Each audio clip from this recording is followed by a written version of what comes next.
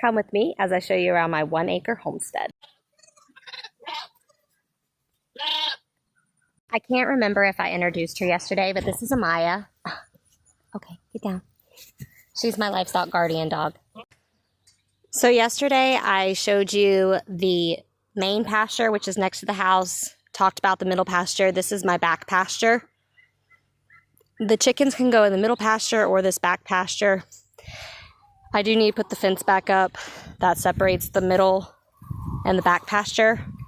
But I recently moved this trampoline. It's a bent up trampoline that I'm going to turn into a chicken coop. And then I'm going to use that as the nesting boxes for the chicken coop. So that's the project in works right now. For now, my pullets are being housed in this dog kennel. The reason I can do that is because it's summer, so we don't have a lot of cold winds coming in, so it's not too much on my birds. So what I do is in the mornings I come out and I let the birds out into the pasture, and they just kind of graze, as you see that they've been doing. And then in the evenings I close them up. If I do happen to have the goats in this back pasture with them, then I have a waterer over here that I leave out for them, and I just close up the kennel so that the goats don't eat the chicken feed. And then in the evenings when everyone's settling down, I open up the coop, try and shoo in the chickens. If someone's already roosting, then I'll grab them and put them in. So yeah, these are my pullets. The plan over here is to have 2 chicken coops.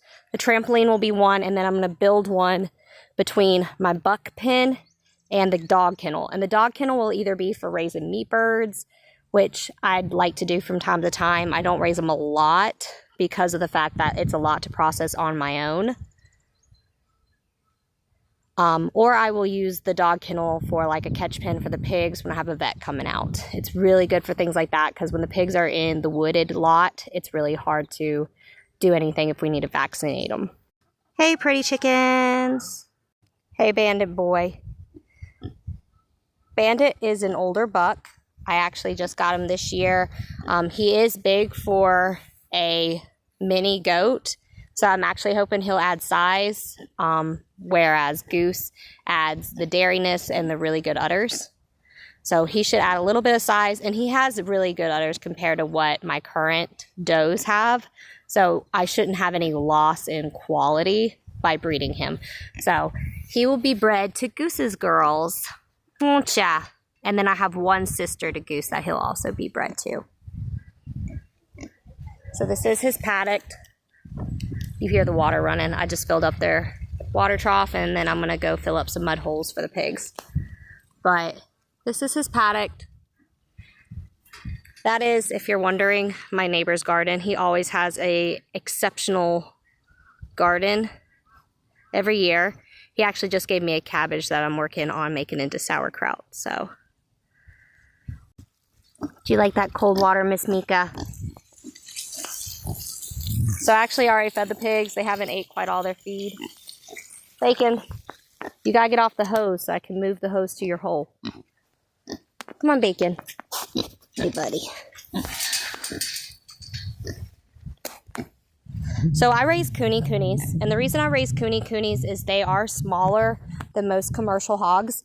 So instead of getting to be about like 500 pounds for a full grown, they only get to be about 250 pounds full grown if you're raising the meat varieties. There are varieties of Kunekunes that do not get that big. So here we have Penelope. Penelope is going to be my breeder sow. Aren't ya? And for those of you who raise Kunekunes and are looking at their faces and saying they're not Kunekunes, they aren't full bred. They are 3/4 Kunekune, 1/4 guinea hog. I do plan on breeding Penelope through AI to a registered Kunekune. So our piglets will not be purebred, but they will be primarily Kunekune and have the characteristics of a Kunekune. I like Kunekunes because they're very docile, they're compact in size, and they forage more than they root. So they do root. They actually made this little mud hole that Penelope's in by themselves. So they do root because pigs do not sweat. They have to root so that they can make themselves mud holes and get covered in mud to cool down because of their lack of ability to sweat. These are going to be our 2 meat pigs. This is Bacon. He's my friendliest boy. Aren't you? He loves his scratches. You are muddy. I am not petting your belly even though you want me to. Look at your boy. Look at your boy. He's a good boy. But this is Bacon, and this is Miss Mika. So yeah, these are my pigs. Penelope, Bacon, and Mika is here next to the waterer. So this is really a nice big paddock for my pigs. In the springtime when the grass hasn't quite come in, but all the leaves on this brush has, I do put the goats down here to enjoy. So it is not strictly a pig paddock. But they do like it down here. You can tell where they've been rooting. The leaves are all messed around. There's some little holes. Bacon followed me down here. So yeah, it's a pretty good size wooded lot for my animals. So I hope you've enjoyed my farm tour. And if you haven't already checked out the first 2 videos of this series, they are pinned in my TikTok page. So the first one is about the ducks, rabbits, and the plans to make the front into a little like fruit area for my family.